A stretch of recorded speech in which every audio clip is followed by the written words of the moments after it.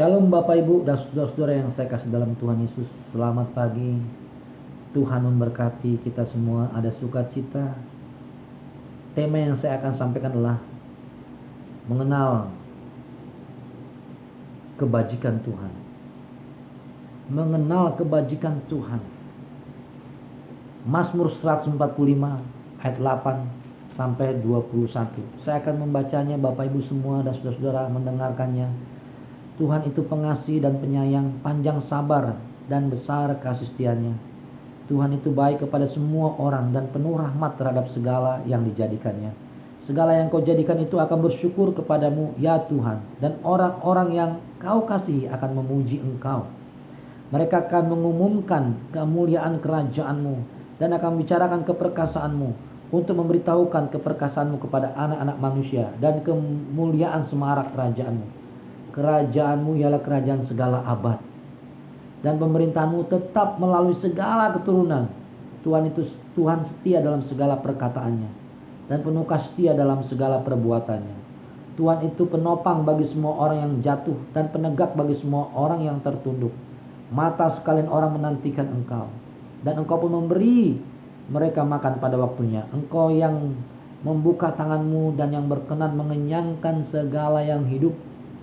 Tuhan itu adil dalam segala jalannya dan penuh kasih setia dalam segala perbuatannya. Tuhan dekat pada setiap orang yang berseru kepadanya, pada setiap orang yang berseru kepadanya dalam kesetiaan. Ia melakukan kehendak orang-orang yang takut akan Dia, mendengarkan teriak mereka minta tolong dan menyelamatkan mereka. Tuhan menjaga semua orang yang mengasihinya, tetapi semua orang pasti akan dibinasakannya. Mulutku mengucapkan puji-pujian kepada Tuhan, dan biarlah segala makhluk memuji namanya yang kudus untuk seterusnya dan selamanya. Bapak Ibu yang saya kasih dalam Tuhan, mengenal kebajikan Tuhan yang begitu besar, itu luar biasa. Firman Tuhan mengatakan, janganlah kamu bermegah karena kebijaksanaanmu, janganlah kamu bermegah karena kekuatanmu, janganlah kamu bermegah karena kekayaanmu. Biarlah engkau bermegah karena memahami dan mengenal Tuhan, bahwa Tuhan menunjukkan kasih setia dan keadilan dan kebenaran di bumi, dan itu Tuhan sukai. Paulus mengatakan, yang ku kehendaki adalah mengenal Tuhan, sesuatu yang sangat penting dan berarti. Kita akan belajar mengenal Tuhan dan sifat dan kehidupannya. Sifatnya sama dengan kehidupannya. Pertama, Tuhan itu penyayang. Tuhan itu pengasih dan penyayang. Itu yang pertama. Panjang sabar dan besar kasih setianya. Pengasih artinya Tuhan mengasihi orang berdosa. Tuhan tidak suka dosa, tapi Tuhan mengasihi orang berdosa. Semua orang yang hidup datang kepada Tuhan karena bersalah. Artinya orang yang bersalah akan mengakui kesalahannya di hadapan Tuhan. Rasa bersalah itulah yang menghantui orang tersebut. Rasa bersalah itulah yang mengintimidasi orang itu. Semua yang hidup datang kepada Tuhan karena bersalah. Itu kata firman Tuhan. Dan tidak ada manusia yang tidak bersalah. Tapi Tuhan itu pengasih dan penyayang, panjang sabar. Tuhan bisa menahan murkanya. Murkanya pun bisa surut oleh karena kasihnya. Dia telah mati di kayu salib. Kasihnya begitu besar dicurahkan kepada kita supaya kita diselamatkan. Itu karena sayangnya. Kasih setianya berlimpah. Sebesar apapun dosa-dosa kita, kasih setia Tuhan berlimpah-limpah untuk mengampuninya. Saudara-saudara yang saya kasih dalam Tuhan, ketika kita mengaku dosa-dosa kita, maka Tuhan mengampuni dan menyucikan kita dari segala kejahatan. Dan Tuhan menunjukkan kasih-Nya kepada kita, sehingga kita ada damai, ada ketenangan. Dan kita tidak rasa bersalah datang kepada Tuhan. Ini penting sekali. Tidak ada rasa bersalah datang kepada Tuhan, karena Tuhan telah mengampuni dosa dan kesalahan kita. Itu yang pertama. Yang kedua, Tuhan itu baik. Tuhan itu baik. Dia memberikan dirinya mati bagi kita. Itu satu kebaikan yang besar.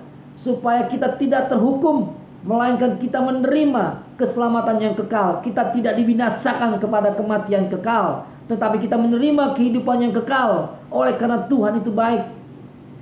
Tuhan itu baik, Dia memberikan ciptaannya, seluruh ciptaannya bagi manusia.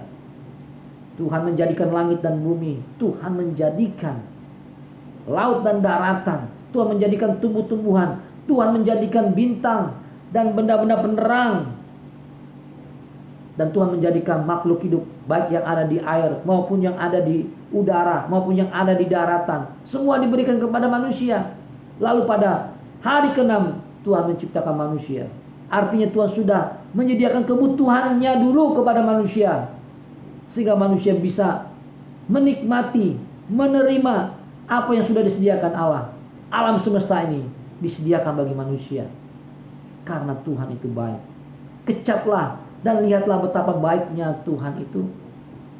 Tidak ada yang baik selain Tuhan. Kalau manusia baik karena memang ada maksud dan tujuan, supaya orang itu dihormati, supaya orang itu dianggap baik, supaya orang itu dibalas kebaikannya. Itu manusia. Kalau Tuhan beda, memang sifat dan watak dan kehidupannya memang baik. Dan Tuhan sungguh baik bagi kita semua. Kecaplah dan lihatlah betapa baiknya Tuhan. Tidak ada yang baik selain Tuhan. Tuhan itu sungguh baik. Yang ketiga, Tuhan itu dikatakan di ayat yang ke 13. Kita baca di ayat yang ke-13, kerajaanmu ialah kerajaan segala abad dan pemerintahnya tetap melalui segala keturunan. Kekuasaan Tuhan tidak pernah berakhir. Kekuasaan Tuhan tidak pernah berhenti dari keturunan kepada keturunan, dari generasi kepada generasi. Dari Musa terus menerus sampai Daud, sampai kepada Daniel. Kekuasaan Tuhan dinyatakan. Ketika Daniel dimasukkan ke dalam lubang singa, singa itu tidak memakan Daniel atau menelan Daniel. Singa itu mulutnya tertutup. Oleh karena kekuasaan Tuhan turun atas Daniel, singa itu tidak memakan Daniel. Dan orang-orang yang iri, yang membenci kepada Daniel, dimasukkan ke dalam gua singa, langsung ditelan, diremukkan tulang-tulangnya. Daniel memang tidak bersalah, namun kekuasaan Tuhan yang tidak terbatas itu, di gua pun kekuasaan Tuhan dinyatakan.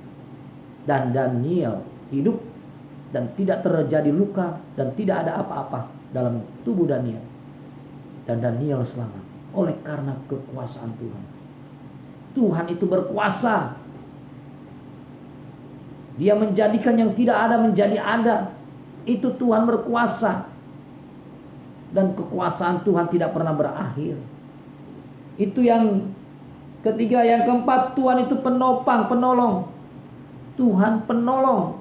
Dia menopang hidup manusia. Ketika manusia jatuh, Tuhan topang supaya dia bisa berdiri tegak. Yang lemah Tuhan tolong supaya ia kembali kuat. Jalan ini tidak selalu rata.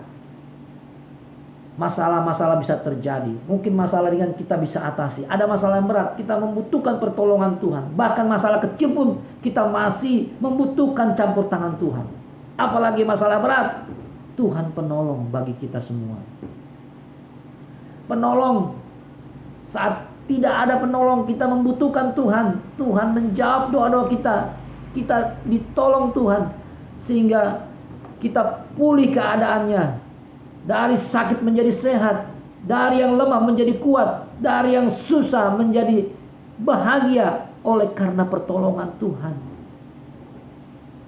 Yang ke-5, Tuhan bukan hanya menjadi penolong, tetapi Dia adalah Tuhan yang adil. Saudara, Tuhan adil. Karena apa Tuhan adil? Ketika kita berdosa, Tuhan membenarkan kita. Orang berdosa harus dihukum, namun Tuhan menggantikan kita sehingga Tuhan menjadi terhukum. Itu adil. Tuhan yang tidak bersalah, kita yang bersalah, menanggung hukuman atas kesalahan dan dosa-dosa kita. dan keadilan Allah dinyatakan, dan Tuhan mati oleh karena dosa itu adalah maut dibayar oleh Yesus Kristus, sehingga kita dibenarkan oleh Tuhan. Tuhan begitu adil. Tuhan memang begitu adil. Itu dinyatakan juga ketika doa syafaat Abraham. Dia menginginkan supaya Sodom dan Gomora tidak dihukum Tuhan. Karena itu dia memohon, kalau ada 50 orang benar di Sodom dan Gomora, janganlah Tuhan menghukumnya. Janganlah kiranya Tuhan murka atas orang-orang Sodom dan Gomora. Permohonan Abraham dijawab, ya, saya tidak akan menghukum orang-orang di sana kalau ada 50 orang benar. Lalu karena tidak ada, makanya akan saya hukum. Lalu Abraham memohon kembali, kalau bisa Tuhan, kalau ada 45 orang benar di sana, janganlah dihukum. Janganlah murkamu terjadi atas Sodom dan Gomora. Iya, kata Tuhan. Tapi ternyata tidak ada 45 orang benar di Sodom dan Gomora. Lalu Abraham mengajukan permohonan lagi. Tuhan, maaflah nih Tuhan, kalau boleh juga jangan dihukum kalau ada orang benar di sana berjumlah 30 orang. Jangan disamakan dengan orang fasik sehingga orang benar ini dihukum. Tuhan katakan, iya, saya tidak akan menghukum. Kalau memang itu jumlahnya 30 orang, ini ternyata tidak ada, maka murka Tuhan akan dinyatakan. Hukuman itu akan dinyatakan. Lalu Abraham memohon kembali lagi, Tuhan, kalau ada 20 orang, janganlah dihukum. Tuhan juga mengatakan, tidak, saya tidak akan menghukumnya. Tapi tidak ada orang-orang benar berjumlah 20 di sana. Lalu Abraham memberanikan diri, Tuhan, kalau ada 10 orang benar di Sodom dan Gomora, janganlah Tuhan murka. Janganlah Tuhan melimpahkan hukumannya kepada Sodom dan Gomora. Lalu Tuhan mengatakan, tidak ada 10 orang. Di Sodom dan Gomora ada Lot di sana. Keluarganya. Itu tidak mencapai 10 orang. Saudara-saudara yang saya kasih dalam Tuhan Yesus, ternyata tidak ada 10 orang di sana. Yang selamat hanya Lot. Tapi yang tertinggal adalah istrinya, karena dia lebih terpikat kepada Sodom dan Gomora. Kehidupan Sodom dan Gomora yang bejat di mata Tuhan. Saudara yang saya kasih dalam Tuhan Yesus, ini luar biasa. Tuhan begitu adil, tidak murka, tidak menghukum orang. Kalau ada 10 orang di Sodom dan Gomora, ternyata tidak ada. Tuhan begitu adil. Memang orang berdosa harus dihukum, tetapi Tuhan sudah menggantikan hukuman atas orang berdosa itu.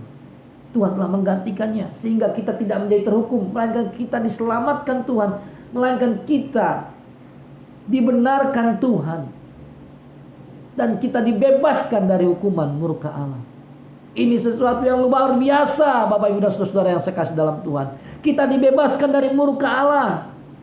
Kita diberikan kebenarannya kepada kita, sehingga kita di mata Tuhan benar oleh karena pengorbanan Yesus Kristus yang membenarkan kita. Itu yang kelima. Sekarang yang keenam, Tuhan itu dekat. Tuhan itu lebih dekat dari yang lain-lainnya, maksudnya dari Allah-Allah lainnya. Maka kita sebut dia Bapa. Begitu dekat, kita panggil Bapa. Sepertinya kita anak-anaknya. Begitu dekat, sepertinya kita punya keluarga yang tidak kelihatan, tapi keluarga besar yang ada di surga. Itu begitu dekat, luar biasa, sehingga seperti tidak ada jarak antara Bapa dengan anak. Kita anaknya. Betapa indahnya hidup ini. Kita punya keluarga besar, yaitu Bapa di surga, yang kita panggil dan dia mendengar seruan dan doa kita. Makanya dia melakukan apa yang kehendak orang-orang yang takut akan Tuhan. Makanya dia mendengar itu, apa yang kita doakan. Tuhan itu begitu dekat. Suara hati aja waktu berdoa aja didengar Tuhan. Kita gak mengucapkan mulut dengan bersuara, Tuhan mendengarkan. Begitu dekat. Meskipun orang merasa sepertinya Tuhan jauh, tapi juga Tuhan dekat. Saudara yang saya kasih dalam Tuhan Yesus, ini luar biasa. Kejadiannya itu, orang Israel tinggal di Mesir pada waktu zamannya Yusuf. Dia di tanah Gosen tinggal supaya Yusuf memelihara kehidupan bangsa Israel. Tapi ditempatkan di Mesir, di Gosen. Nah, namun pada waktu zamannya Musa di Gosen itu benar-benar Tuhan begitu dekat kepada bangsa itu sehingga tidak ada tulah sedikit pun terjadi di sana. Tidak ada tulah, maupun tulah bara, maupun tulah katak, maupun tulah hujan es, air menjadi darah, katak yang begitu banyak lalat pikat tidak dialami bangsa Israel, tapi dialami oleh bangsa Mesir. Karena apa? Tuhan begitu dekat dengan mereka. Luar biasa. Tuhan begitu dekat. Itu yang ke-6. Yang ke-7, Tuhan itu memelihara dan mengasihi, menjaga orang-orang yang benar. Itu dikatakan di Mazmur 145. Jelas sekali. Tuhan menjaga semua orang yang mengasihinya, tetapi semua orang fasik akan dibinasakan. Orang yang mengasihinya adalah orang benar. Mengasihi Tuhan menjaga, artinya memelihara kehidupan umat Tuhan yang mengasihi Tuhan. Tuhan menjaganya, merawatnya, memeliharanya. Saudara, betapa senangnya kita dipelihara Tuhan seperti biji matanya, sehingga tidak ada yang mengganggu orang-orang yang dikasihi oleh Tuhan. Saudara bayangkan, luar biasa. Kalau ada orang yang mengganggu orang-orang dikasih Tuhan, Tuhan akan berperkara dengan orang itu. Tuhan akan menghukumnya. Karena di dalam orang itu ada tanda-tanda kepemilikan Kristus. Bahwa mereka yang mengasihi Tuhan adalah milik Kristus. Makanya pemiliknya akan marah ketika miliknya diganggu. Saudara, Tuhan menjaga orang-orang yang dikasihnya. Orang-orang dikasihnya adalah orang-orang yang mengasihi Tuhan, yang mau mengikuti jalan Tuhan, yang mau hidup dalam kebenaran, yang mau melakukan apa yang menjadi keinginan Tuhan, dan tidak hidup di dalam kefasikan. Itulah orang-orang yang dikasihi oleh Tuhan, dijaga oleh Tuhan. Tuhan sanggup memberikan safety, security, keamanan bagi orang yang mengasihi Tuhan. Dimanapun kita pergi, tidak perlu khawatir, tidak perlu takut. Tapi Tuhan menyertai, mengasihi, bahkan menjaga hidup kita. Itu janji Tuhan. Tapi bukan berarti kita mau berlaku sembrono. Kita tetap hidup di dalam kebenaran. Amin. Bapak Ibu, saya katakan lagi kembali, Tuhan mempunyai sifat yang sama dengan kehidupannya. Kehidupan Tuhan adalah Tuhan itu punya sifat baik. Yang pertama, Tuhan itu berkuasa. Yang kedua, Tuhan itu penopang. Yang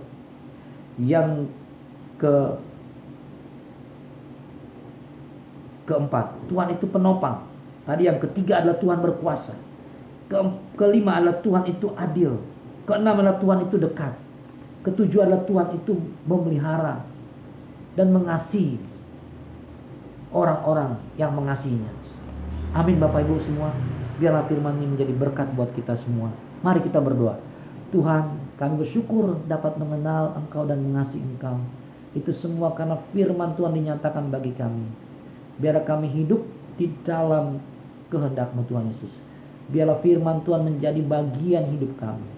Diberkatilah kami Tuhan Yesus. Terima kasih. Biarlah kasih setia Tuhan yang besar terjadi atas hidup kami, yaitu damai sejahtera yang Tuhan berikan berlimpah bagi kami, dan kasih sayang Tuhan terjadi atas hidup kami, dan damai sejahtera dari Roh Kudus ada di tengah-tengah kehidupan kami yang menyertai kami. Biarlah percaya bersama katakan amin.